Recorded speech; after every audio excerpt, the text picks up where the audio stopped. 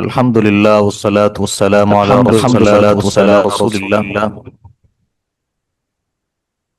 رب اشرح لي صدري ويسر لي امری واحلل عقدة من لسانی یفقهوا قولی دورہ مضامین قرآن میں آج ہمارا 70واں پارہ ہے اور 70ویں پارے میں دو صورتیں ہیں، سورۃ الانبیاء اور سورۃ الحج۔ سورۃ الانبیاء میں اللہ تعالیٰ نے کئی سارے رسولوں کا تذکرہ کیا، اس لیے اس سورہ مبارکہ کا نام الانبیاء ہے۔ نبی کریم صلی اللہ علیہ وسلم کا جو مکی زندگی دور تھا، اس کے درمیان میں یہ سورہ مبارکہ نازل ہوئی۔ اس میں مشرکین مکہ کے متعلق جو تصورات کی درستی اور نبوت کے بارے میں جو ان کی سوچ اصلاح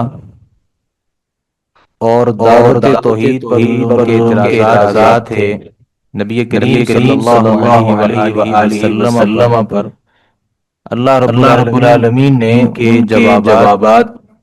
یہاں اس سورہ مبارکہ میں ذکر کیے۔ اور اس سورہ مبارکہ کا جو آغاز ہے اللہ رب العالمین نے فرمایا کہ اقترب للناس حسابهم وهم فی غفلۃ معرضون، لوگوں کے لیے حساب کا وقت قریب آ چکا ہے اور لوگ بہت بڑی غفلت میں پڑے ہوئے ہیں اور اعتراض اس سے منہ موڑ رہے ہیں۔ نبی کریم صلی اللہ علیہ وسلم نے جب دعوت کا آغاز کیا تو آپ صلی اللہ علیہ وسلم کی جو بنیادی تعلیمات تھیں، ان تعلیمات میں ایک تعلیم یہ تھی کہ آپ صلی اللہ علیہ وسلم نے لوگوں کو قیامت کے بارے میں نبی کریم صلی اللہ علیہ وسلم نے لوگوں کو قیامت کے حوالے سے بتایا کہ مرنے کے بعد بھی ایک زندگی ہے، اور لوگ جو تھے وہ اس سے منہ موڑنے والے تھے۔ تو اللہ رب العالمین نے سب سے پہلی جو یہاں بات ذکر کی، فرمایا کہ اقترب للناس حسابهم وهم فی غفلۃ معرضون، حساب کا وقت قریب آ چکا ہے اور لوگ جو ہیں وہ اس سے منہ موڑ رہے ہیں۔ یہ تھوڑی سی آواز کا مسئلہ ہے، میں ذرا اسے دیکھتا ہوں، پھر انشاءاللہ آپ گفتگو جاری رکھیں گے۔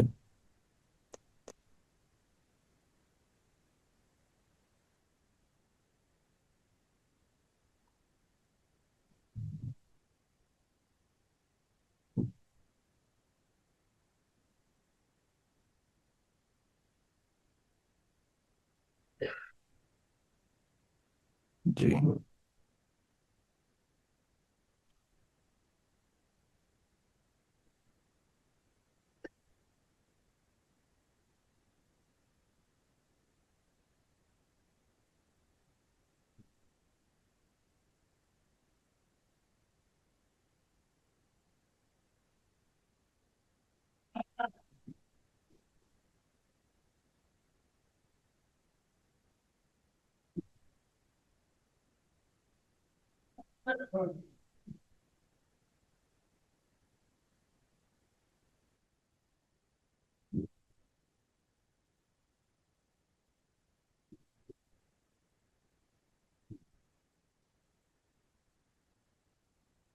السلام علیکم ورحمۃ اللہ۔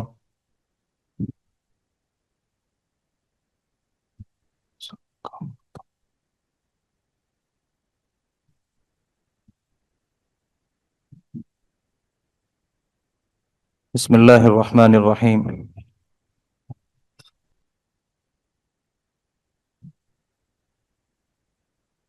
جی بتائیے گا۔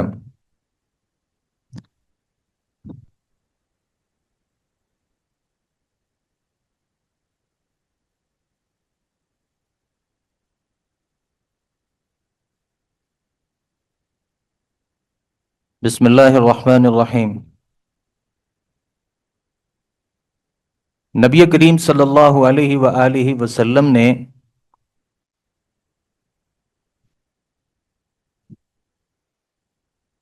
جب لوگوں کو قیامت کے حوالے سے دعوت دی، اور آپ صلی اللہ علیہ وآلہ وسلم نے جب یہ بتایا کہ میں اللہ رب العالمین کا نبی ہوں، تو کافروں کے جو اعتراضات تھے، ان اعتراضات میں ایک بہت بڑا اعتراض یہ تھا کہ اللہ کے نبی صلی اللہ علیہ وسلم جو ہیں، یہ ہمارے جیسے انسانوں میں سے ایک انسان ہے۔ تو اللہ تعالیٰ نے اس بات کا جواب دیا، وما ارسلنا قبلک الا رجالا نوحی الیہم، ہم نے آپ سے پہلے جتنے بھی اس دنیا میں نبی بھیجے ہیں وہ مرد تھے۔ کافر یہ چاہتے تھے کہ اللہ نے اگر کسی کو واقعتاً رسول بنا کر کے بھیجنا ہی تھا تو کسی فرشتے کو رسول بناتے۔ تو اللہ تعالیٰ نے فرمایا کہ کافروں کا جو یہ اعتراض ہے، یہ نامعقول اعتراض ہے، کیونکہ اللہ نے جتنے بھی انبیاء اس دنیا میں بھیجے ہیں وہ تمام کے تمام مرد تھے، وہ فرشتے نہیں تھے۔ وما جعلناہم جسدا لا یأکلون الطعام وما كانوا خالدین۔ اللہ تعالیٰ فرماتے ہیں کہ آپ اہل علم سے سوال کر لیجئے، ہم نے انہیں محض جسم نہیں بنایا تھا جو کھانا نہ کھاتے ہوں اور وہ ہمیشہ نہ رہنے والے تھے۔ یعنی ایسا نہیں تھا کہ پہلے جو رسول تھے وہ کھانا نہیں کھاتے تھے، بلکہ وہ عام لوگوں کی طرح کھانا کھاتے تھے، اور وہ عام لوگوں کی طرح اس دنیا میں رہے، اور وہ بالآخر فوت ہو گئے، وہ کوئی ہمیشہ رہنے والے نہیں تھے۔ جب انبیاء علیہم الصلاۃ والسلام کی دعوت کا انکار کیا گیا تو ہم نے ایمان والوں کو نجات دی، اور اللہ تعالیٰ فرماتے ہیں کہ انکار کرنے والوں کو ہم نے ہلاک کر دیا۔ ثم صدقناہم الوعد فانجیناہم ومن نشاء واہلکنا المسرفین۔ اللہ تعالیٰ فرماتے ہیں ہم نے ان سے سچا وعدہ کر دیا، یعنی ہم نے ان کے اوپر عذاب بھیجا، اور نجات ہم نے انہیں نجات دی، اور اسے بھی جسے ہم چاہتے تھے، اور جو بھی حد سے بڑھنے والے تھے اللہ رب العالمین فرماتے ہیں ہم نے ان کو ہلاک کر دیا۔ نبی کریم صلی اللہ علیہ وسلم نے جب دعوت دی تو کافر اس بات کو سنجیدہ نہیں لیتے تھے، اور وہ یہ سمجھتے تھے کہ اللہ نے جیسے پیدا کیا ہے، یہ آسمان ہے، یہ زمین ہے، جو اللہ نے رسول بھیجے ہیں، اور جو اللہ رب العالمین نے جو کتاب کو نازل کیا ہے، اس کی کوئی حیثیت نہیں ہے، اور کافروں کے نزدیک زندگی اور موت کی واقعتاً کوئی حیثیت نہیں ہے۔ انہیں یہ لگتا ہے کہ اللہ نے جب پیدا کیا ہے تو جب اللہ رب العالمین چاہیں گے انسان اس دنیا سے چلا جائے گا، اور جب قیامت قائم ہوگی، قیامت تو قائم نہیں ہوگی، اگر بالفرض قائم ہو گئی تو جنت بھی کوئی اس کی حیثیت نہیں ہے، اور جہنم کی بھی کوئی حیثیت نہیں ہے۔ تو اللہ رب العالمین نے فرمایا ما خلقنا السماء والارض وما بینہما لاعبین، ہم نے آسمان اور زمین کو اور جو کچھ ان دونوں کے درمیان ہے ہم نے کھیلتے ہوئے نہیں بنایا،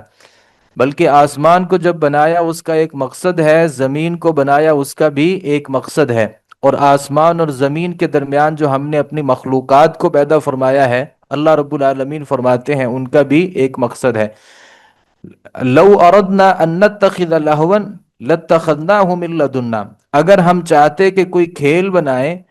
تو یقیناً اسے اپنے پاس سے بنا لیتے، اگر ہم کرنے والے ہوتے۔ یعنی اگر ہم نے آسمان اور زمین کو کھیل ہی بنانا تھا اور اسے بامقصد نہیں بنانا تھا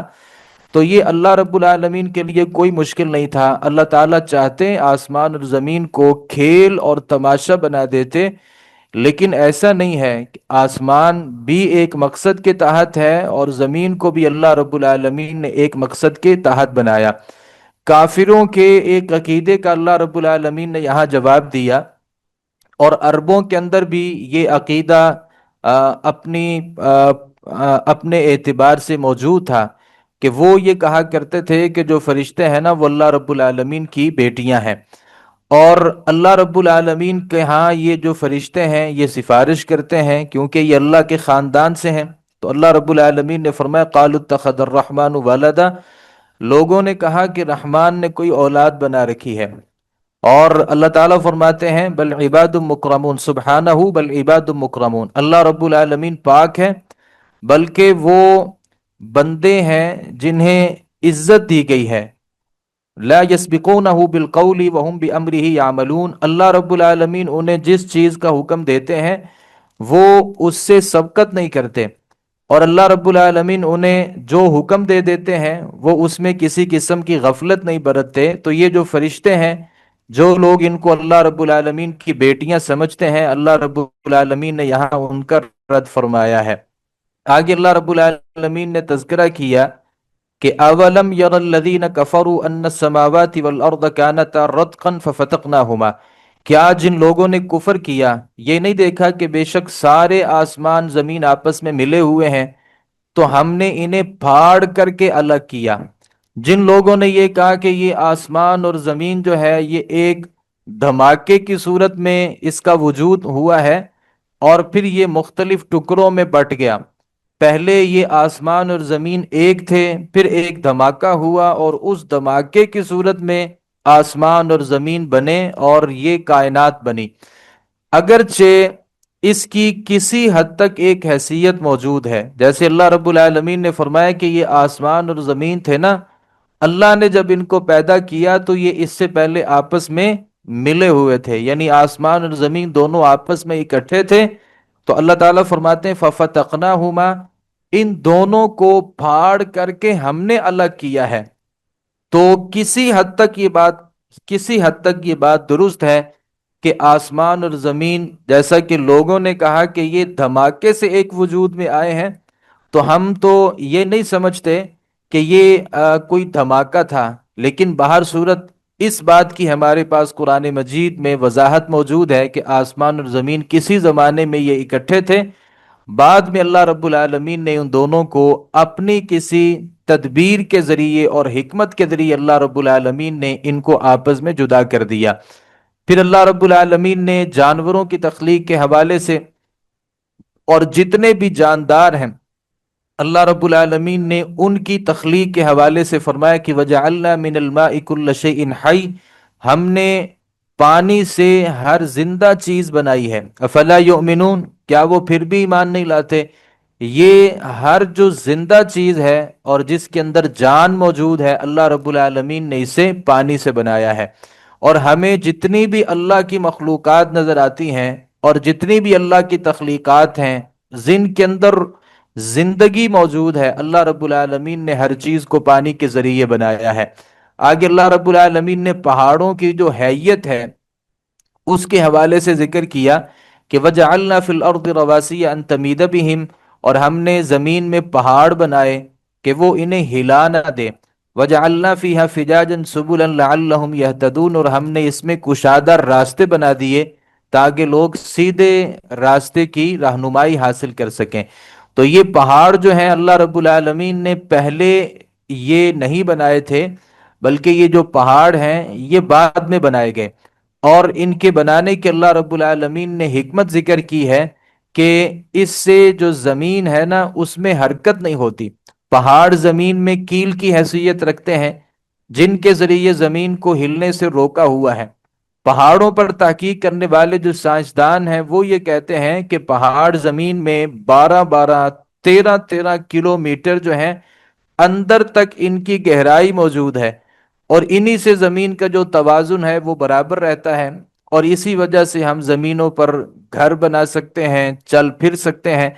اگر یہ ہر وقت زمین حرکت کرتی رہتی تو اس کے اوپر زندگی بسر کرنا ناممکن ہوتا، اور لوگ اس کے اوپر نہ اپنے محلات کو تعمیر کر سکتے اور نہ ہی لوگ اس کے اوپر چل پھر سکتے۔ تو اللہ نے زمین کو جو بنایا یہ بھی اللہ کی نعمت ہے، اور پہاڑ جو ہیں یہ بھی اللہ رب العالمین کی نعمت ہیں۔ مزید اللہ رب العالمین نے فرمایا کہ پہاڑوں کو ٹکڑوں کی صورت میں ہم نے بنا دیا ہے،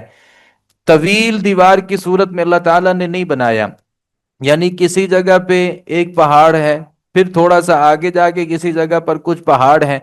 اور جہاں بڑے بڑے پہاڑی سلسلے ہیں وہاں بھی جگہ جگہ درے رکھ دیے گئے ہیں تاکہ انسانوں کی جو نقل و حرکت ہے وہ آسان ہو سکے۔ اور اگر پہاڑ ایک ہی ترتیب سے بنا دیے جاتے اور اس ساری زمین پہ پہاڑوں کو کے جال کو بچھا دیا جاتا تو انسانی زندگی جو ہے وہ مشکل ہو جاتی۔ تو اللہ رب العالمین نے آسمانوں کو بڑی تدبیر سے بنایا، زمین میں اللہ کی اس نے تدبیر شامل ہے، اور اس زمین پر جتنی بھی اللہ رب العالمین کی مخلوقات ہیں، اللہ رب العالمین نے تمام کی تمام چیزوں کو بڑی اچھی تدبیر سے پیدا فرمایا ہے۔ آسمان اور سورج اور چاند جو ہیں، اس کی تخلیق کے بارے میں اللہ رب العالمین فرماتے ہیں وَجَعَلْنَا السَّمَاءَ سَقْفًا مَحْفُوظًا، ہم نے آسمان کو محفوظ چھت بنا دیا ہے، اور اس کی نشانیوں سے یہ لوگ منہ موڑنے والے ہیں۔ وَهُوَ الَّذِي خَلَقَ اللَّيْلَ وَالنَّهَارَ وَالشَّمْسَ وَالْقَمَرَ، اللہ تعالیٰ فرماتے ہیں اللہ وہی ذات ہے جس نے رات کو بنایا، دن کو بنایا، سورج اور چاند بنائے، کل فی فلک یسبحون، ہر جو اللہ رب العالمین نے اپنی مخلوق کو بنایا ہے، اور یہ جو اللہ کی بڑی بڑی نشانیاں ہیں، اپنے دائرے میں تیر رہی ہیں۔ آسمان بھی اپنے مدار کے گرد گھومتا ہے، زمین بھی اپنے مدار کے گرد گھومتی ہے، سورج کی منزلیں ہیں، چاند کی اپنی منزلیں ہیں۔ اللہ رب العالمین فرماتے ہیں اللہ کی جو ساری مخلوقات ہیں وہ اپنے اپنے مدار میں تیر رہی ہیں۔ آگے اللہ تعالیٰ نے جو معبودان باطلہ ہیں ان کی حیثیت ذکر کی، قل من یکلؤکم باللیل والنہار من الرحمن بل ہم عن ذکر ربہم معرضون، کون ہے جو رات اور دن میں رحمان سے تمہاری حفاظت کرتا ہے؟ یعنی یہ بتائیے کہ اگر اللہ رب العالمین تمہارے اوپر تمہاری نافرمانیوں کی وجہ سے کسی عذاب کو مسلط کر دیں تو بتائیں کہ اللہ رب العالمین سے تمہیں بچانے والا کون ہے؟ یعنی ایسی کوئی ہے ذات جو اللہ رب العالمین سے آپ کو بچا سکے؟ ام لہم آلہۃ تمنعہم من دوننا لا یستطیعون نصرہم نصر انفسہم ولا ہم منہا یصحبون۔ آگے اللہ رب العالمین فرماتے ہیں یا ان کے لیے ہمارے سوا کوئی اور معبود ہیں جو انہیں بچاتے ہیں؟ یعنی اس دنیا میں جتنی بھی تکالیف ہیں، اور جس دنیا میں جتنے بھی عذابات ہیں اور جتنی بھی آزمائشیں ہیں، اللہ رب العالمین فرماتے ہیں کیا ہمارے علاوہ کوئی اور معبود ہے جو انہیں بچاتا ہے؟ اللہ فرماتے ہیں وہ تو اپنی جانوں کی بھی مدد نہیں کر سکتے۔ یعنی جن کو تم نے اللہ رب العالمین کا شریک بنا دیا ہے اور تم نے یہ سمجھ رکھا ہے کہ یہ اللہ رب العالمین کے مقابلے میں ہمارے معبود ہیں، تو اللہ تعالیٰ فرماتے ہیں وہ تو اپنی جانوں کی بھی حفاظت نہیں کر سکتے۔ دین سے جو عرب لوگوں کے اندر ایک بے اعتنائی تھی، اللہ رب العالمین نے فرمایا کہ اس کی ایک وجہ تھی، بل متعنا ہؤلاء وآباءهم حتی طال علیہم العمر، وجہ یہ تھی کہ اللہ تعالیٰ فرماتے ہیں ان کافروں کو نا ہم نے بڑا مال و دولت دے دیا تھا، اور ان کے پاس بڑے سارے پیسے تھے، پھر ان کی زندگی بھی لمبی تھی، تو یہ ایک وجہ تھی کہ وہ سمجھتے تھے کہ افلا یرون انا نأتی الارض ننقصها من اطرافها، اللہ تعالیٰ فرماتے ہیں کیا ایسا نہیں ہے کہ ہم زمین کے جو کنارے ہیں اس کو کم کر رہے ہیں اس کے اطراف سے؟ افہم الغالبون، کیا وہ وہی غالب آنے والے ہیں؟ یعنی ہماری اس مہربانی سے اور پرورش سے یہ اس غلط فہمی میں پڑ گئے ہیں کہ سب کچھ ان کا ذاتی استحقاق ہے، کوئی ان سے نہ زمین کو چھین سکتا ہے، نہ عمر کو چھین سکتا ہے، نہ مال و دولت کو چھین سکتا ہے، نہ سرداریوں کو چھین سکتا ہے۔ تو اللہ رب العالمین نے یہاں ایک پیشین گوئی کی ہے۔ اللہ تعالیٰ فرماتے ہیں کیا ایسا نہیں ہے کہ ہم زمین کے اطراف سے زمین کو کم کر رہے ہیں؟ حالانکہ زمین میں کمی تو نہیں آ رہی، زمین جتنی تھی آج بھی اتنی ہے، لیکن زمین میں کمی کا مطلب کیا ہے؟ زمین میں کمی کا مطلب یہ ہے کہ کافروں کی جو زمین تھی نا وہ آہستہ آہستہ کم ہوتی جا رہی ہے، اور اسلام کی جو زمین ہے وہ دن بدن بڑھ رہی ہے، کیونکہ اسلام اللہ رب العالمین کی توفیق اور نصرت سے غالب ہو رہا ہے، اور کافر جو ہیں وہ آہستہ آہستہ بہت کم ہو رہے ہیں۔ کبھی اس دنیا میں اسلام کا دعویٰ کرنے والے صرف ہمارے نبی صلی اللہ علیہ وسلم تھے، اور یہ چند سال گزرے، نبی صلی اللہ علیہ وسلم کا جو دین تھا وہ آدھی دنیا پر غالب ہو چکا تھا، اور آج اللہ کی توفیق سے دین اسلام جو ہے وہ ہر گھر میں پہنچ چکا ہے۔ نبی کریم صلی اللہ علیہ وآلہ وسلم نے اس بات کی بھی پیشین گوئی فرمائی تھی کہ کوئی گھر ایسا نہیں ہے، بیت مدر ولا وبر، کوئی ایسا گھر نہیں ہے جو پکا گھر ہو یا کچا گھر ہو، الا ادخلہ اللہ الاسلام، مگر اللہ رب العالمین اس گھر میں اسلام کو داخل فرمائیں گے۔ اور اس کا مطلب یہ ہے کہ دنیا جس قدر جدید ہو جائے اسلام پھر بھی پہنچے گا، اور جس قدر جدتیں ختم ہو جائیں، اسلام جو ہے وہ یہ ذرائع ابلاغ جدید جو ہیں اور سوشل میڈیا اس کا محتاج نہیں ہے، بلکہ ہر صورت اللہ رب العالمین نے اپنے دین کو ہر ہر گھر کے اندر پہنچانا ہے، اور اس دین اسلام کو غالب کرنا ہے۔ اور دین اسلام کے غلبہ کے لیے اللہ رب العالمین نے آگے جس چیز کا ذکر کیا ہے وہ قرآن مجید ہے۔ اللہ تعالیٰ فرماتے ہیں وَهَذَا ذِكْرٌ مُبَارَكٌ أَنزَلْنَاهُ، ہم نے اس بابرکت نصیحت جسے ہم نے نازل کیا ہے،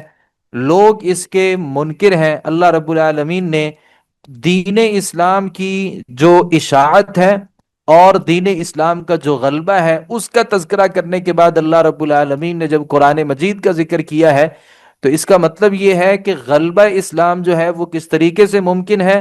کہ انسان اپنے آپ کو قرآن مجید کے تابع کر دے، اور قرآن مجید جو ہے وہ اسے اپنے لیے ہدایت کی کتاب کے طور پہ اس قرآن مجید کو تسلیم کر لے۔ چونکہ یہ سورہ انبیاء ہے، اور اللہ رب العالمین نے اس انبیاء میں سے جو سیدنا ابراہیم علیہ السلام تھے، اللہ رب العالمین نے بطور خاص ان کا تذکرہ یہاں پہ فرمایا ہے۔ اور انبیاء علیہ السلام میں ابراہیم جو ہیں وہ جد الانبیاء ہیں، لہٰذا اللہ رب العالمین نے سب سے زیادہ اس سورہ مبارکہ میں ان کا تذکرہ کیا ہے۔ اللہ تعالیٰ فرماتے ہیں وَلَقَدْ آتَيْنَا إِبْرَاهِيمَ رُشْدَهُ مِن قَبْلُ وَكُنَّا بِهِ عَالِمِينَ، بلا شبہ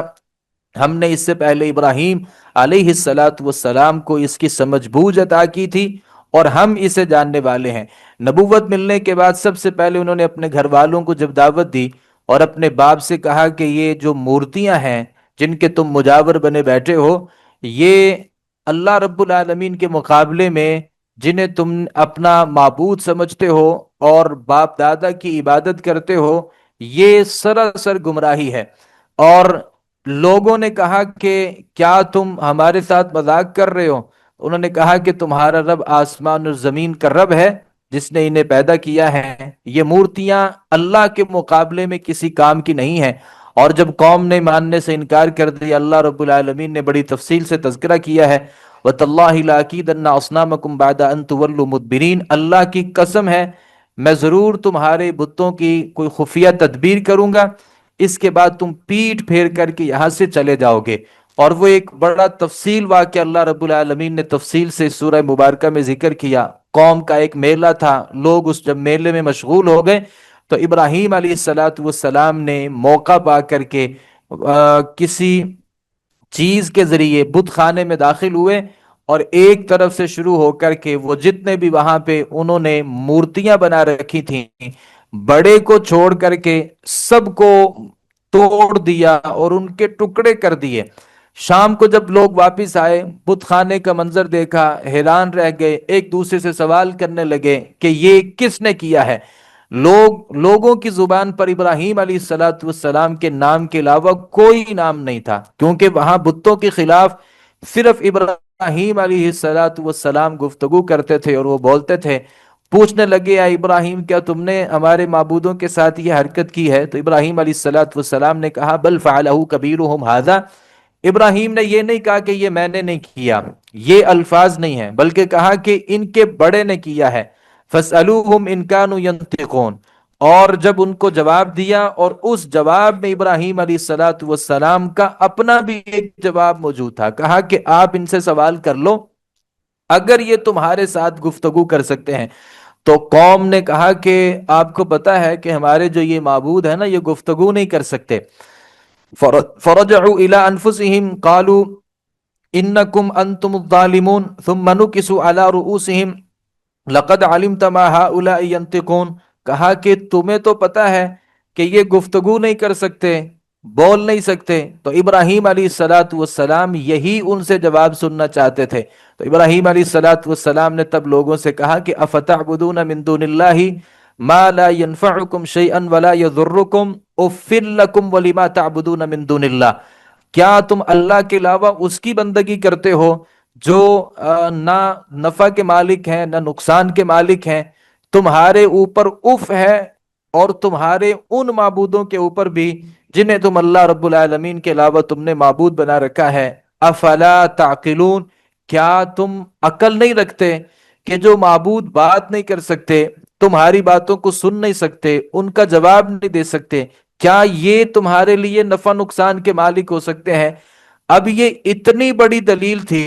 کہ قوم اگر سوچتی اور سمجھتی تو ابراہیم علیہ الصلوۃ والسلام اپنی اس گفتگو میں ایک واضح پیغام دے چکے تھے، لیکن باپ دادا کے دین کی حمیت ان کے دلوں میں غالب تھی، اور وہ کہنے لگے کہ آج اپنے دین کی خدمت اور تحفظ کا موقع ہے، اگر کچھ ہم اپنے معبودوں کے لیے کر سکتے ہیں نا تو آج ہمیں اپنے معبودوں کے لیے کچھ کرنا چاہیے، اور ابراہیم علیہ الصلوۃ والسلام کو نشان عبرت بنانا چاہیے۔ سیم صورتحال ہمارے اس زمانے میں بھی ایسی ہے، یہاں بھی انہوں نے اپنے معبودوں کی مدد کی تھی، معبودوں نے اپنے بندوں کی مدد نہیں کی تھی۔ آج بھی جو ہم نے غیر اللہ کو اللہ رب العالمین کے علاوہ جو ہم نے معبود تو نہیں بنائے، لیکن حیثیت جو ہے اور ہمارے نزدیک ان کا درجہ معبودوں والا ہی ہے، ان بزرگوں کی خدمت بھی ہمارے ذمے ہے، جیسے وہ اپنے معبودوں کی خدمت کرتے تھے۔ آج بھی جو اللہ رب العالمین کے مقابلے میں لوگوں نے معبود بنا رکھے ہیں، جن کے سامنے سجدہ ہوتا ہے اور جن کے سامنے نظر و نیاز ہوتی ہے اور جن کے سامنے اپنی حاجات کو رکھا جاتا ہے، جن سے بیٹے اور بیٹیاں مانگی جاتی ہیں، جن کو نفع نقصان کا مالک سمجھا جاتا ہے، ان کی تمام تر ضروریات جو ہیں وہ بھی لوگ پورا کرتے ہیں۔ تو لوگوں نے کہا کہ ابراہیم علیہ الصلوۃ والسلام کو ہم نے ایک نشان عبرت بنانا ہے، اور ایک بہت بڑے دن کا انتخاب کر لیا گیا اور ایک بہت بڑی آگ کو جلا لیا گیا، اور ابراہیم علیہ الصلوۃ والسلام کو کسی ذریعے اس آگ میں بھیج دیا گیا۔ اللہ رب العالمین نے اپنے اس بندے کو جو ابراہیم علیہ الصلوۃ والسلام تھے ان کو بچایا، اور اللہ رب العالمین فرماتے ہیں قلنا یا نار کونی بردن وسلاما علی ابراہیم، اللہ تعالیٰ فرماتے ہیں ہم نے آگ سے کہا کہ ابراہیم پر ٹھنڈی ہو جا اور سلامتی والی۔ اللہ نے یہ نہیں کہا کہ آگ تو ٹھنڈی ہو جا، کیونکہ ٹھنڈک جو ہے یہ بھی جہنم کے عذابوں میں سے ایک عذاب ہے۔ جہنم میں جہاں گرمی کا عذاب ہے وہاں سردی کا عذاب بھی ہے، تو یہ جو سردی ہے نا یہ موت ہوتی ہے۔ تو اللہ رب العالمین نے جہاں کہا کہ بردن و سلامن، ایسی ٹھنڈک ہونی چاہیے جس کے اندر سلامتی چھپی ہو، تو وہ آگ ابراہیم علیہ الصلوۃ والسلام پر سلامتی والی بن گئی، اور ابراہیم علیہ الصلوۃ والسلام کو اس سے کوئی تکلیف نہیں پہنچی۔ احادیث میں آتا ہے کہ سیدنا ابراہیم علیہ الصلوۃ والسلام جو تھے، جب وہ آگ میں ان کو پھینکا گیا تو ابراہیم کی زبان پر جو الفاظ اور کلمات تھے وہ مجھے بھی یاد کرنے چاہیے، اور اس قدر جب پریشانی آ جائے کہ سارے لوگ خلاف ہو گئے ابراہیم علیہ الصلوۃ والسلام کے، اور ابراہیم اپنی زبان سے جو الفاظ پڑھ رہے تھے وہ حسبنا اللہ حسبی اللہ ونعم الوکیل، کہ مجھے اللہ رب العالمین کافی ہے، اور اللہ کس قدر بہترین کارساز ہے۔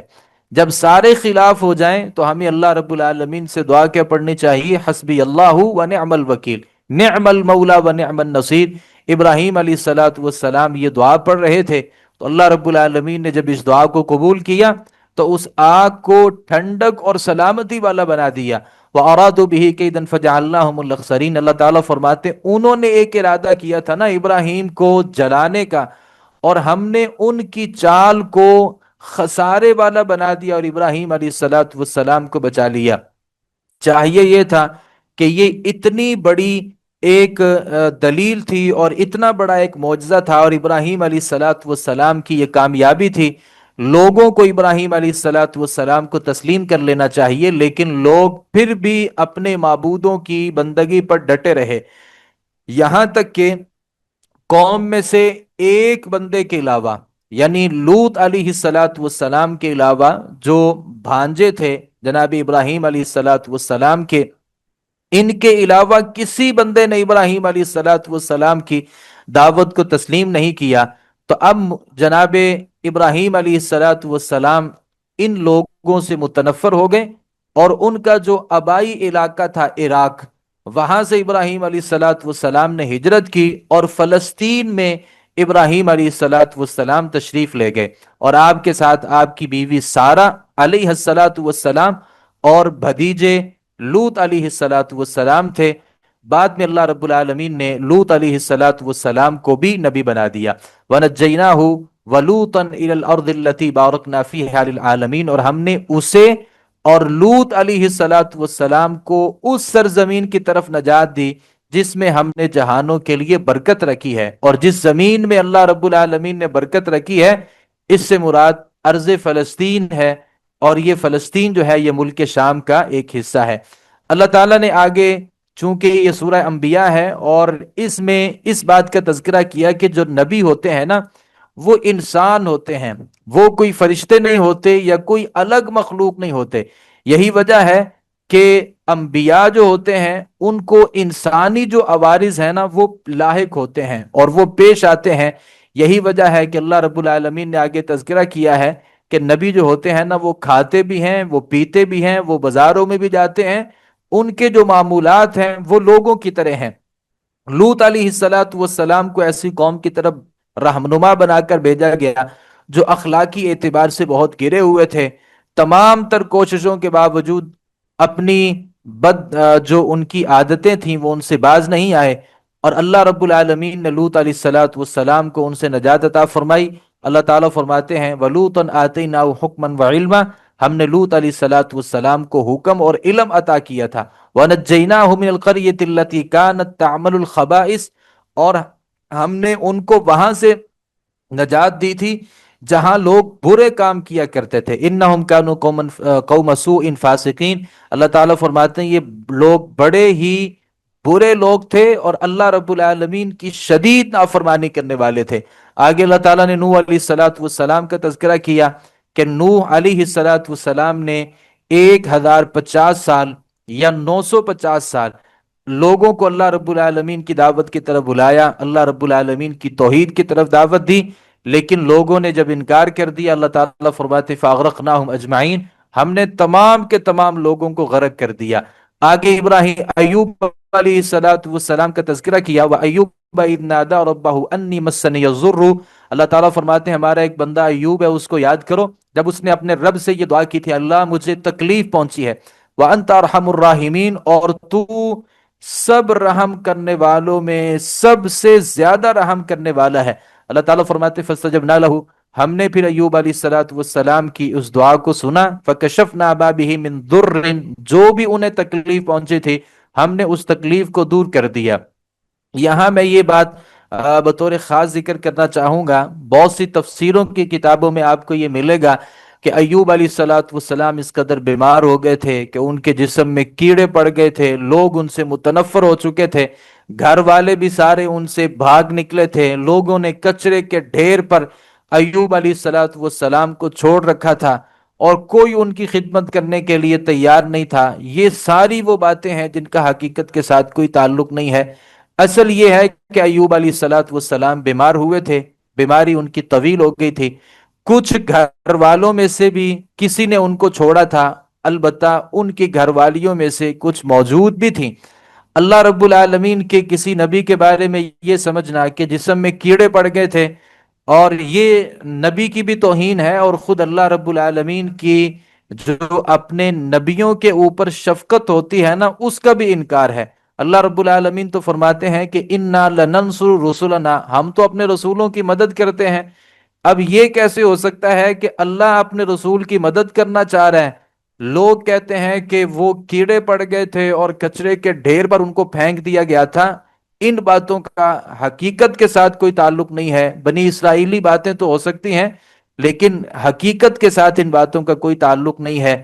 اتنا ضرور موجود ہے کہ ایوب علیہ الصلاۃ والسلام بیمار تھے، بیماری جو تھی وہ طویل ہو چکی، بار اللہ رب العالمین سے انہوں نے جب دعا کی تو اللہ رب العالمین نے ان کی دعا کو قبول کیا، اور جو بھی ان کی بیماری تھی اللہ تعالیٰ فرماتے ہیں ہم نے فکشفنا، ہم نے اس کو دور کر دیا، وَآتَيْنَاهُ أَهْلَهُ وَمِثْلَهُمْ مَعَهُمْ رَحْمَةً مِّنْ عِنْدِنَا، اللہ تعالیٰ فرماتے ہیں ہم نے اپنی طرف سے ان کو رحمت عطا کی،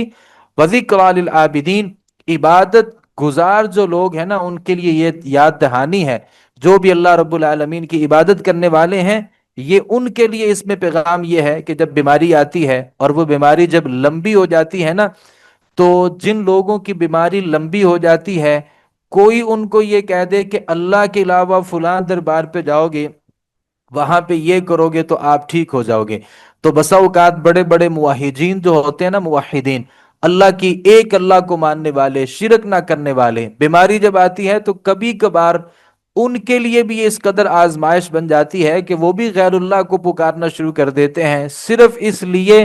کہ ہم اس تکلیف، ہماری یہ تکلیف دور ہو جائے۔ آگے اللہ رب العالمین نے یونس علیہ الصلاۃ والسلام کا تذکرہ کیا کہ اپنی قوم کو دعوت دی، قوم نے ماننے کے انکار کر دیا۔ نبیوں میں سے یہ واحد نبی تھے یونس علیہ الصلاۃ والسلام، جو اللہ رب العالمین کے حکم کا انتظار کیے بغیر اپنی قوم کو چھوڑ کر کے اس علاقے سے نکل گئے۔ اللہ رب العالمین کی طرف سے ہوا یہ کہ جس کشتی میں جا کر کے سوار ہوئے تو وہاں اس کا جو وزن تھا یا اس میں جو تعداد تھی وہ زیادہ تھی، تو انہوں نے یہ سوچا کہ یہاں جو ہے نا وہ کچھ لوگوں کو یہاں ہم اس سے اتاریں گے تاکہ اپنی باقی جو لوگ ہیں ان کی حفاظت ہو سکے۔ تو اللہ تعالیٰ نے تذکرہ کیا ہے کہ فساہم فکان من المدحضین، جناب یونس علیہ الصلاۃ والسلام بھی اس میں شریک ہوئے، لیکن ہوا یہ کہ وہ جب قرعہ اندازی ہوئی تو یونس علیہ الصلاۃ والسلام ہارنے والے لوگوں میں شامل ہو گئے، یعنی ان کا نام نہیں شامل ہوا ان لوگوں میں۔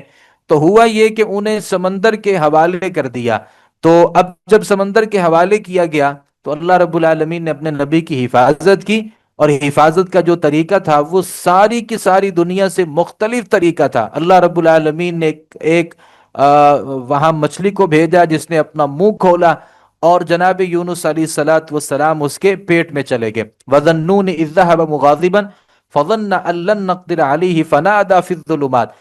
اب انہیں اندازہ ہو گیا کہ میں نے اللہ رب العالمین کے حکم اور اذن کا انتظار نہیں کیا، اور اللہ رب العالمین نے مجھے یہاں بھیج دیا۔ اب وہ اندھیرا تھا اور وہ مچھلی کا پیٹ تھا۔ اللہ رب العالمین کی طرف رجوع کیا اور دعا کی، لا الہ الا انت سبحانک انی کنت من الظالمین، اللہ کے علاوہ کوئی الہ نہیں ہے،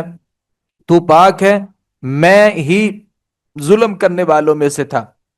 تو اللہ رب العالمین نے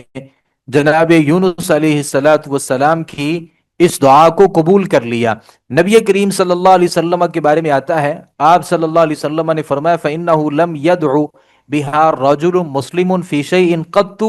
إِلَّا اسْتَجَابَ اللَّهُ لَهُ۔ جو مسلمان بھی اس دعا کے ذریعے، یعنی یونس علیہ الصلاۃ والسلام کے ان کلمات کے ذریعے اللہ رب العالمین سے دعا کرتا ہے نا، اللہ اس کی دعا کو ضرور قبول کرتا ہے۔ اور نبی کریم صلی اللہ علیہ وسلم کی دعاؤں میں جو خاص دعائیں تھیں جنہیں اللہ کے نبی صلی اللہ علیہ وسلم کبھی نہیں چھوڑا کرتے تھے، ان دعاؤں میں ایک یہ دعا بھی تھی کہ آپ صلی اللہ علیہ وسلم کثرت کے ساتھ لا الہ الا انت سبحانک انی کنت من الظالمین یہ دعا پڑھا کرتے تھے۔ سیدنا یونس علیہ الصلاۃ والسلام کے بارے میں اللہ رب العالمین فرماتے ہیں کہ اگر یہ میرا بندہ دعا نہ کرتا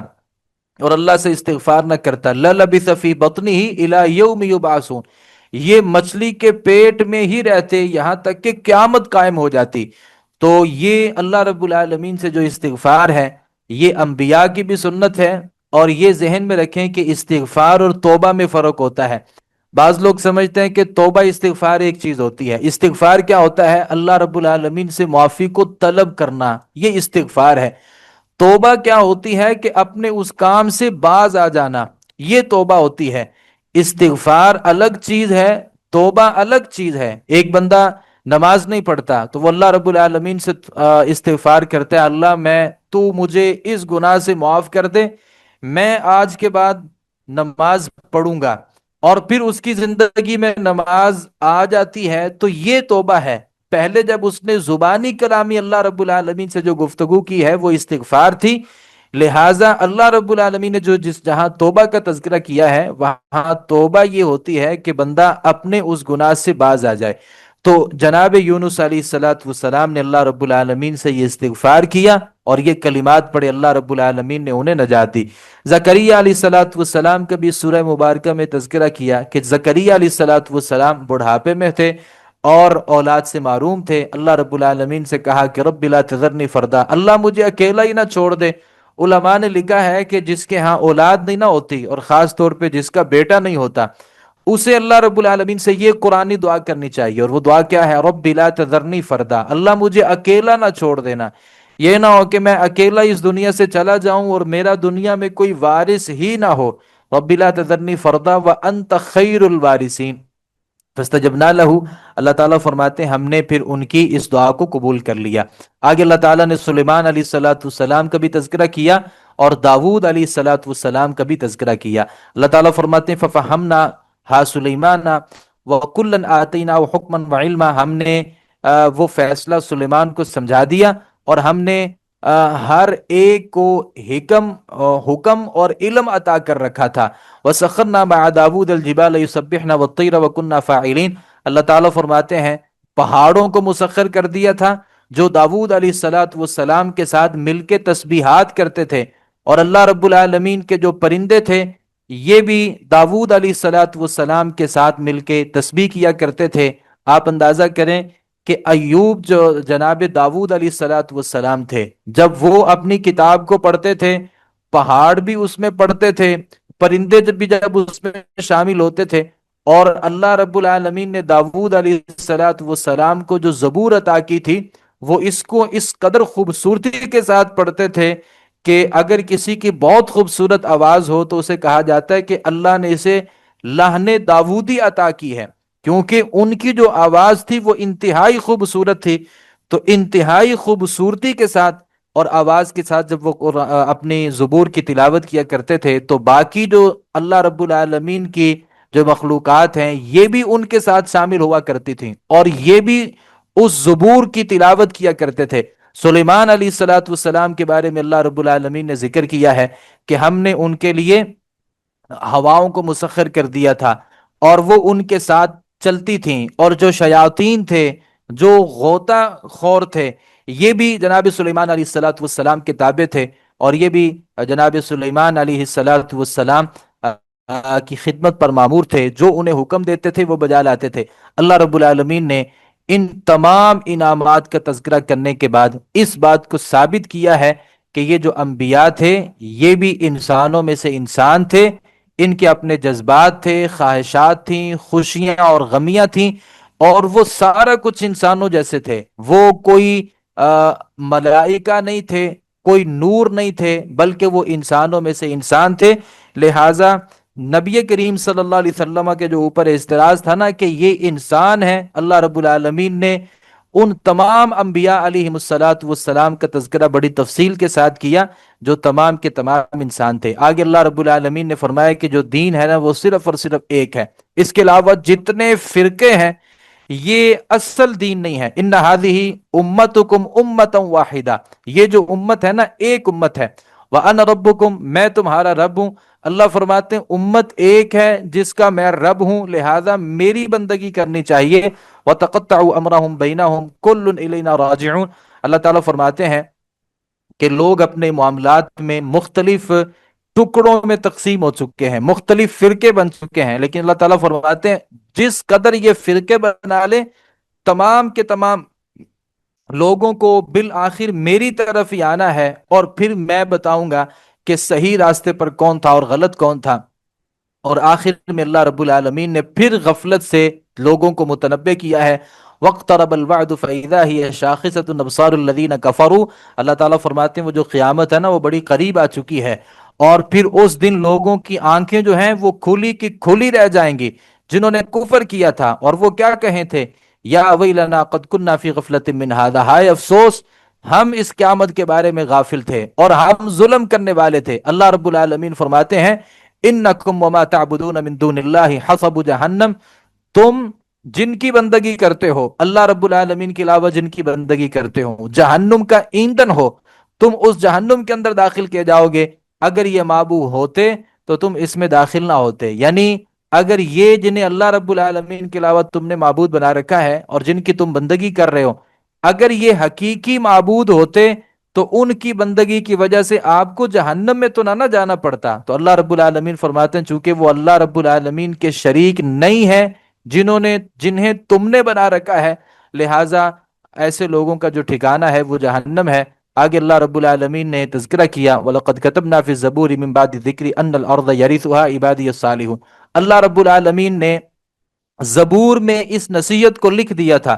اور یہ ہمیشہ کے لیے نصیحت ہے کہ اللہ زمین کا وارث اس کو بناتا ہے جو صالح لوگ ہوتے ہیں، جو نیک لوگ ہوتے ہیں۔ تو اس کا یہ مطلب نہیں کہ اللہ رب العالمین ہر صورت نیک لوگوں کو ہی زمین کا وارث بنائے گا۔ یہ فیصلہ ہے کہ نیک لوگ وارث ہونے چاہیے۔ یہ سیاستدان جو ہوتے ہیں یہ سمجھتے ہیں کہ جو اچھے لوگ ہیں نا ان کا سیاست میں کوئی دخل نہیں ہے، اور کسی اچھے آدمی کو نہ وزیر اعظم ہونا چاہیے نہ صدر ہونا چاہیے، جبکہ اللہ رب العالمین کیا فرماتے ہیں کہ اس زمین کے جو وارث ہے نا وہ اللہ کے نیک بندے ہیں، اور اللہ کے نیک بندوں کو ہی زمین کا وارث ہونا چاہیے۔ آگے اللہ رب العالمین نے قیامت جب قائم ہوگی تو اس کا جو منظر کیا ہے اللہ رب العالمین نے اس کے ساتھ اس سورہ مبارکہ کا اختتام فرمایا۔ آگے سورۃ الحج ہے، اور سورۃ الحج میں اللہ رب العالمین نے اس کا آغاز ہی اس آیت مبارکہ سے کیا، یا ایھا الناس اتقوا ربکم، لوگوں اپنے رب سے ڈرو، ان زلزلۃ الساعۃ شیء عظیم، جو قیامت کا زلزلہ ہے وہ بہت بڑی چیز ہے۔ یوم ترونہا تذہل کل مرضعۃ عما ارضعت، اللہ تعالیٰ فرماتے ہیں جس دن تم اسے دیکھو گے ہر دودھ پلانے والی اپنے بچے سے غافل ہو جائے گی جسے اس نے دودھ پلایا تھا، حاملہ اپنے حمل کو گرا دے گی، وَتَرَى النَّاسَ سُكَارَىٰ، تو لوگوں کو دیکھے گا اور تمہیں یوں محسوس ہوگا کہ وہ حالت نشہ میں ہیں، وَمَا هُمْ بِسُكَارَىٰ، لوگوں نے نشہ نہیں کیا ہوگا۔ اللہ کے عذاب، اللہ رب العالمین فرماتے ہیں جو اللہ کا عذاب ہے نا وہ انتہائی شدید ہے، اور لوگ اس سے یوں لگے گا جیسے لوگ مدہوش ہو چکے ہیں اور لوگوں نے نشہ کیا ہوا ہے، لیکن وہ نشہ نہیں ہوگا بلکہ وہ قیامت کے قیام کی پریشانی ہوگی۔ اللہ رب العالمین فرماتے ہیں ایک دوسرے مقام پر اللہ رب العالمین نے اس بات کا تذکرہ کیا ہے جب قیامت آئے گی اور اس دن جو ولدان، جو بچے ہیں وہ شیبا، بوڑھے ہو جائیں گے، یعنی جو بچے ہیں وہ قیامت کو بوڑھے ہو جائیں گے اس کی پریشانی کی وجہ سے۔ آگے اللہ رب العالمین جو قیامت کے بارے میں شک کرتے ہیں اللہ تعالیٰ فرماتے ہیں یا ایھا الناس ان کنتم فی ریب من البعث فانا خلقناکم من تراب، اگر تمہیں قیامت کے بارے میں کوئی شک ہے، یعنی میں کہتا ہوں کہ قیامت قائم ہوگی اور تم سمجھتے ہو کہ پتہ نہیں قیامت قائم ہوگی کہ قیامت قائم نہیں ہوگی، اللہ رب العالمین نے یہاں ایک عقلی بات سے اس بات کو سمجھایا کہ قیامت قائم ہو سکتی ہے یا قیامت قائم نہیں ہو سکتی۔ اللہ تعالیٰ فرماتے ہیں کہ انا خلقناکم من تراب، آپ یہ اندازہ کریں کہ ہم نے آپ کو مٹی کے ساتھ پیدا کیا ہے۔ اب مٹی سے جو اللہ ایک انسان پیدا کر سکتا ہے، کیا وہ قیامت کو قائم نہیں کر سکتا؟ وہ ایک مٹی تھی، ثم من نطفہ، پھر اللہ فرماتے ہیں وہ ایک نطفہ تھا، ثم من علقہ، ثم من مضغہ مخلقۃ وغیر مخلقہ، اللہ رب العالمین فرماتے ہیں کہ وہ ایک قطرہ تھا، پھر اس قطرے سے خون کا جمع ہوا ایک لوتھڑا بنا، پھر گوشت کی ایک بوٹی بنی، اور اس سے پوری جو شکل ہے اللہ رب العالمین وہ فرماتے ہیں کہ وہ بنی۔ کیا وہ اللہ جو ایک مٹی سے پانی، پانی سے خون، خون سے جمع ہوا لوتھڑا اور اس سے ایک انسان پیدا کر سکتا ہے؟ کیا اللہ وہ اس بات پر قادر نہیں ہے کہ وہ انسان کو پیدا کر سکے، انسان کو مارنے کے بعد دوبارہ زندہ کر سکے؟ آگے اللہ رب العالمین نے تذکرہ کہ انسان جب چھوٹا ہوتا ہے اور پھر وہ بچہ ہوتا ہے، پھر وہ اپنی الی ارذل العمر، وہ اپنی جو ایک عمر ہوتی ہے جسے جوانی، اور اس کے بعد جو عمر ہوتی ہے جسے نکمی عمر کہا جاتا ہے، یعنی جو بڑھاپا، بہت بڑھاپا ہوتا ہے، یہ جوانی کے اعتبار سے نکمی عمر ہے۔ اللہ تعالیٰ فرماتے ہیں ہم نے اس انسان کو اس کی طرف لوٹا دیا، اور اللہ رب العالمین فرماتے ہیں کہ وَأَنَّهُ يُحْيِي الْمَوْتَى، یہی اللہ جو ہے جب بچہ ہوتا ہے پھر وہ لڑکپن میں آتا ہے، پھر جوانی میں آتا ہے، پھر بڑھاپے میں آتا ہے، تو یہ جو انسان کی زندگی میں اتنی تبدیلیاں ہیں نا، جو اتنی تبدیلیاں کر سکتا ہے وہی اللہ جو ہے وہ مارنے کے بعد انسان کو دوبارہ زندہ کرے گا۔ اللہ اسی آیت مبارکہ میں فرماتے ہیں وَأَنَّ السَّاعَةَ آتِيَةٌ لَا رَيْبَ فِيهَا، قیامت جو ہے وہ ہر صورت آئے گی،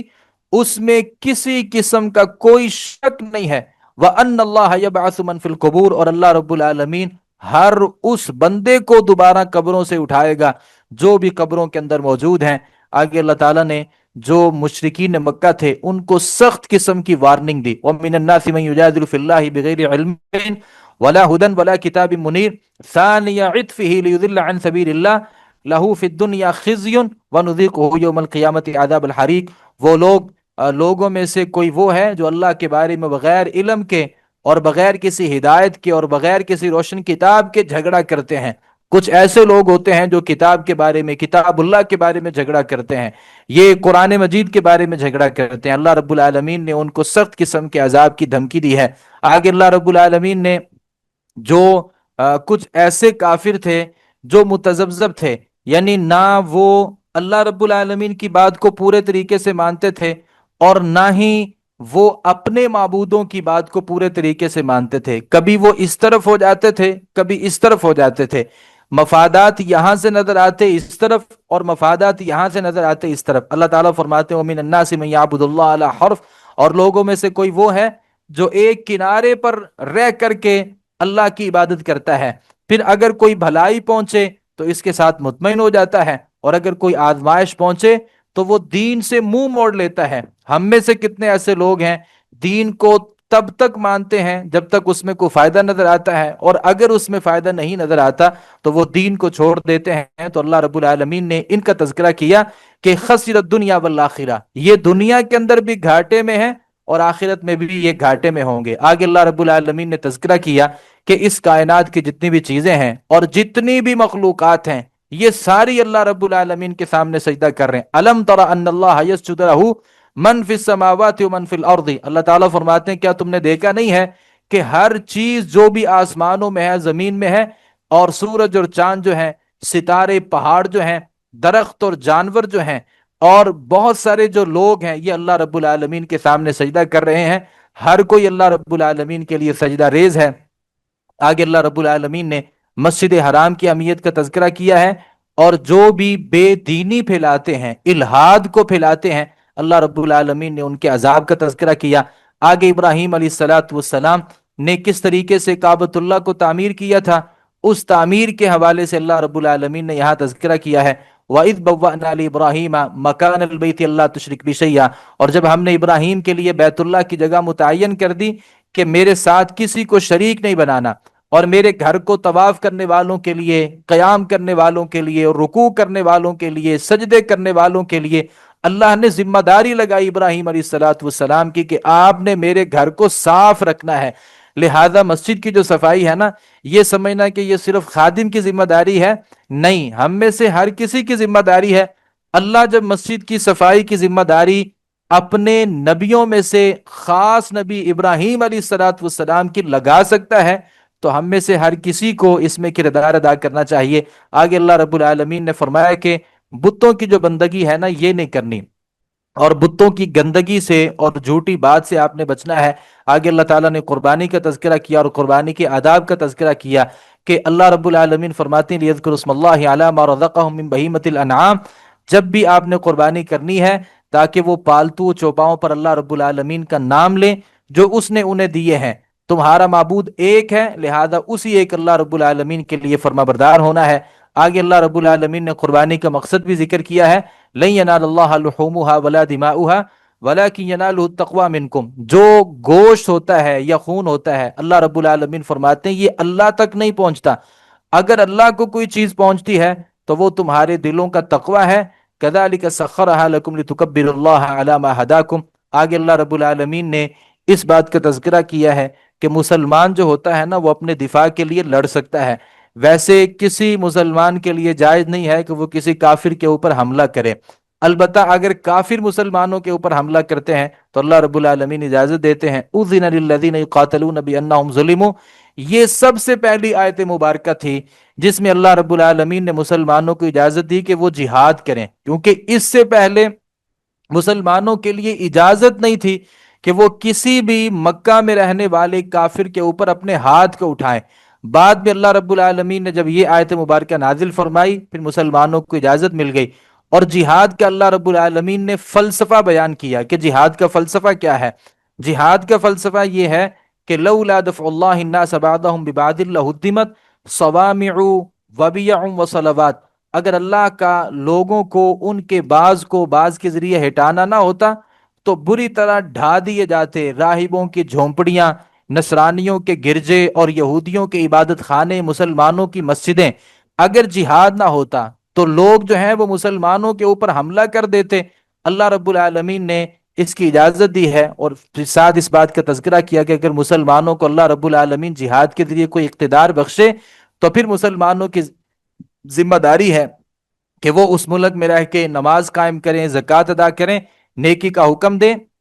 और बुराइयों से लोगों को रोकें। आगे अल्लाह रब्बुल आलमीन ने जो तबाह हाल अक़वाम हैं उनसे इबरत हासिल करने का तज़किरा किया। जिन कौमों को अल्लाह रब्बुल आलमीन ने हिलाक किया, अल्लाह रब्बुल आलमीन ने उनका तज़किरा किया। और मुशरिकीन मक्का जो थे उनके लिए यहाँ पे एक पैगाम छोड़ा कि अगर अल्लाह रब्बुल आलमीन ने उनको हिलाक किया है उनके गुनाहों की वजह से, तो आपकी जिम्मेदारी ये है कि आप उनसे नसीहत हासिल करें और सबक हासिल करें। कहीं ऐसा ना हो कि अल्लाह रब्बुल आलमीन तुम्हारे ऊपर भी उसी अजाब को मुसल्लत कर दे जो अल्लाह रब्बुल आलमीन ने साबिका उम्मतों के ऊपर अजाबात को मुसल्लत किए थे। हिजरत करने वालों के लिए फराखी का वादा किया, क्योंकि ये मक्की सूरत है और यहाँ से मुसलमानों ने हिजरत करके मदीना तैयबा जाना था। तो जो कमजोर मुसलमान थे ना, उनके दिल में ये था कि अगर हमने मक्का को छोड़ा, अपनी जमीनों को छोड़ा, कारोबार को छोड़ा, मालो मता को छोड़ा और अपने बीवी बच्चों को छोड़ा, तो आगे जाएंगे तो पता नहीं हमारे साथ क्या होगा क्या नहीं होगा, पता नहीं हमें कुछ खाने के लिए भी मिलेगा कि नहीं मिलेगा। अल्लाह रब्बुल आलमीन फरमाते हैं वल्लज़ीना हाजरू फी सबीलिल्लाह सुम्मा कुतिलू औ मातू लयरज़ुकन्नहुमुल्लाहु रिज़्क़न हसना। जो भी अल्लाह रब्बुल आलमीन के रास्ते में हिजरत करते हैं, फिर अगर वो अल्लाह के रास्ते में कत्ल कर दिए जाते हैं या वो मार दिए जाते हैं, तो अल्लाह ताला फरमाते हैं अल्लाह उन्हें बेहतरीन रिज़्क़ देता है। व इन्नल्लाह लहुव खैरुर राज़िकीन, और अल्लाह रब्बुल आलमीन बेहतरीन रिज़्क़ देने वालों में से, यानी बेहतरीन रिज़्क़ देने वाला है। लिहाजा किसी को अगर दीन के लिए हिजरत करना पड़े तो इस बात से परेशानी नहीं होनी चाहिए, परेशानी नहीं होनी चाहिए कि इस मुल्क को छोड़ूंगा, वहां जाऊंगा तो भूखा ना मर जाऊं। अल्लाह रब्बुल आलमीन फरमाते हैं जो अल्लाह के लिए हिजरत करता है अल्लाह उसे रिज़्क़ देता है और बेहतरीन रिज़्क़ देता है। आगे अल्लाह ताला ने एक बड़ी खूबसूरत मिसाल जिक्र की है, और वो मिसाल अगर किसी को समझ आ जाए तो मुझे लगता है अल्लाह रब्बुल आलमीन के साथ जो शरीक बनाने वाले हैं वो कभी भी अल्लाह रब्बुल आलमीन के मुकाबले में किसी को शरीक ना बनाए। अल्लाह ताला फरमाते हैं या अय्युहन्नासु दुरिबा मसलन फस्तमिऊ लहू, लोगों एक मिसाल बयान की गई है, लिहाजा इस मिसाल को आपने गौर से सुनना है। इन्नल्लज़ीना तदऊना मिन दूनिल्लाह, अल्लाह को छोड़ के तुम जिनकी बंदगी करते हो ना, लन यखलुकू दुबाबा, वो एक मक्खी को पैदा नहीं कर सकते। वला विज्तमाउ लहू, अगर वो सारे के सारे उस मक्खी को पैदा करने के लिए आपस में जमा हो जाएं और वो आपस में मिल बैठ करके इस बात पर राजी हो जाएं कि हमने एक मक्खी पैदा करनी है अल्लाह के मुकाबले में, तो अल्लाह ताला फरमाते हैं कि वो मक्खी पैदा नहीं कर सकते। व इन यस्लुबहुमुद्दुबाबु शैआ ला यस्तनकिदुहु मिन, अल्लाह फरमाते हैं अगर वो मक्खी उनसे कोई छीन करके कोई चीज ले ले तो अल्लाह के मुकाबले में जो तुम्हारे माबूद हैं ये सारे मिलके उस मक्खी को मार तो सकते हैं, लेकिन जो उसने खफीफ सी चीज आपसे चुरा ली है ना, तुम उससे वो नहीं ले सकते। ज़अफ़त तालिब वल मतलूब, अल्लाह ताला फरमाते हैं मांगने वाला भी कमजोर है और जिससे मांगा जा रहा है वो भी कमजोर है। असल ये है, अल्लाह फरमाते हैं, और ये अल्लाह का शिकवा है जो अल्लाह रब्बुल आलमीन ने लोगों से, कि मा क़दरुल्लाह हक़्क़ क़द्री, लोगों ने अल्लाह की कद्र व मंजिलत को पहचाना ही नहीं है। अगर लोगों ने अल्लाह की कद्र व मंजिलत को पहचाना होता तो जो लोग अपने हाथों पे जो रिंग पहनते हैं और जिसके ऊपर पत्थर लगा होता है, अल्लाह के मुकाबले में कोई किसी पत्थर के ऊपर इन्हिसार ना करता। अगर किसी ने अल्लाह को, अल्लाह की अजमत को पहचाना होता किसी भंगी, किसी चरसी को और किसी बेनमाज को, और कभी उस आदमी को जिसने कभी गुस्ल नहीं किया और जिसने कभी अपने चेहरे को नहीं धोया और जिसको कभी तहारत का ख्याल तक नहीं था, कभी अल्लाह के मुकाबले में कोई आदमी उसको सजदा ना करता। अगर किसी ने अल्लाह रब्बुल आलमीन की अजमत को पहचाना होता तो वो अल्लाह के अलावा किसी और से अपनी हाजात को पेश न करता, और अगर किसी ने अल्लाह रब्बुल आलमीन को पहचाना होता और अल्लाह रब्बुल आलमीन की अजमत को, तो अल्लाह रब्बुल आलमीन के मुकाबले में ये पत्थर जो हैं और ये जो शजर हैं, जो दरख्त हैं, जो इंसान हैं, कभी भी कोई आदमी इनके सामने अपनी पेशानी को न झुकाता। अल्लाह ताला शिकवा फरमाते हैं मा क़दरुल्लाह हक़्क़ क़द्रिही, लोगों ने अल्लाह रब्बुल आलमीन की कद्र मंजिलत को पहचाना नहीं है। इस सूरह मुबारक के आखिर में अल्लाह रब्बुल आलमीन ने मुसलमानों को एक नसीहत की है और इसी से इस पारे का जो इख्तिताम है वो होता है। अल्लाह ताला फरमाते हैं या अय्युहल्लज़ीना आमनू, ईमान वालो, आप रुकू करो, सजदा करो, वाबुदू रब्बकुम, अपने रब की इबादत करो, वफ़अलुल खैर, और अच्छे अच्छे काम किया करो। आपने इन बातों से ये बात सीखनी है کہ جو کافر تھے یا جیسے مشرکین تھے آپ نے ویسا نہیں ہونا، بلکہ آپ اپنے رب کے لیے آپ نے نماز پڑھنی ہے، رکوع کرنا ہے، سجدہ کرنا ہے، عبادت کرنی ہے، اچھے اچھے کام کرنے ہیں، لعلکم تفلحون، اللہ تعالیٰ فرماتے ہیں تاکہ تم کامیاب ہو جاؤ۔ جاہدوا فی اللہ حق جہادہ، اللہ رب العالمین کے راستے میں اور اللہ کے لیے آپ نے جہاد کرنا ہے۔ جہاد کا مطلب کوشش ہوتا ہے، یعنی بعض لوگ یہ سمجھتے ہیں کہ جہاد کا صرف یہ مطلب ہے کہ کوئی آدمی میدان جہاد میں جا کے اپنی جان کو پیش کر دے تو یہ جہاد ہے، جبکہ حقیقت یہ ہے کہ جو بھی کوشش اللہ کے لیے کی جاتی ہے وہ جہاد ہے۔ تو ہم نماز پڑھتے ہیں، یہ بھی ایک کوشش ہے، ہم روزہ رکھتے ہیں، یہ بھی ایک کوشش ہے، لہٰذا اللہ کے لیے کوشش کیجئے اور اللہ رب العالمین کے لیے آپ جہاد کیجئے۔ جہاں حقیقی جہاد کی ضرورت ہوگی وہاں وہ جہاد بھی کرنا ہے، جہاں زبان کے ذریعے جہاد ہے، جہاں قلم کے ذریعے جہاد ہے، جہاں مال کے ذریعے جہاد ہے، وہاں وہ جہاد کرنا ہے۔ ما جعل علیکم فی الدین من حرج، اللہ تعالیٰ فرماتے ہیں کہ اللہ رب العالمین نے دین میں تمہارے لیے کوئی تنگی نہیں رکھی، لہٰذا جب دین میں تنگی نہیں ہے تو اچھے اچھے کاموں کے ذریعے دین پر عمل کیجئے۔ ملت ابیکم ابراہیم، اللہ رب العالمین نے جو دین تمہارا دیا ہے یہ ابراہیم علیہ الصلاۃ والسلام کی ملت کے مطابق ہے، وہ سماکم المسلمین، اللہ نے تمہارا نام مسلمان رکھا ہے، لہذا ہم سارے ناموں سے پہلے مسلمان ہیں۔ یعنی ہم مسلمانوں میں آگے کئی سارے فرقے ہیں نا، تو ہم سارے ناموں میں بڑھ کے جو ہمارا نام ہے وہ ایک مسلمان ہے، پھر ہم نے پہچان کے لیے آگے کئی سارے نام رکھ لیے ہیں، لہذا اللہ رب العالمین فرماتے تمہارا جو نام مسلمان ہے، من قبل وفی ھذا لیکون رسول علیکم شہداء علی الناس واقیموا الصلاۃ، اللہ رب العالمین فرماتے ہیں کہ نماز قائم کیجئے، زکوٰۃ ادا کیجئے، واعتصموا باللہ، اور اللہ کا جو راستہ ہے نا اس اللہ کے راستے کو اور اللہ کے دین کو آپ نے مضبوطی سے پکڑنا ہے۔ ہوا مولاکم، اللہ تمہارا مولا ہے، فنعم المولا ونعم النصیر، اللہ تعالیٰ فرماتے ہیں کہ تمہارا جو مالک ہے نا وہ کس قدر اچھا ہے اور وہ اللہ رب العالمین کس قدر اچھا مددگار ہے۔ اللہ تعالیٰ سے دعا ہے صحیح معنوں میں قرآن مجید کو سمجھنے، اس پر عمل پیرا ہونے کی توفیق عطا فرمائے۔ وما علینا الا البلاغ المبین۔ سبحانک اللہم وبحمدک اشہد ان لا الہ الا انت استغفرک واتوب الیک۔